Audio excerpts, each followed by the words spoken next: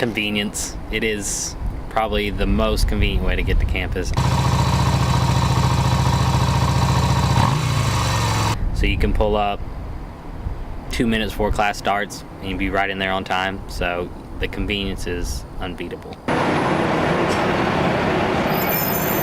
Being able to leave whenever I want and not having to wait on the transit or find a parking spot, because we have the big whole area where everyone can park for motorcycles.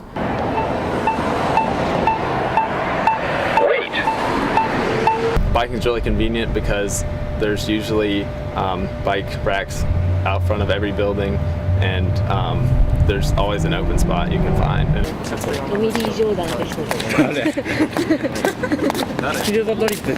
Biking's not the best when it's raining. The wheel splashes mud and water all over you and your thighs get really wet. I had that experience last week. Most times it takes me about 10 minutes to walk to class. I can bike in less than 2 usually. 9, 8, wait, 7, 6, 5. The actual parking permit is only $9, so it's way better than the $160 you would pay for a PC or the $60 you would pay for a C. So once again, motorcycles win.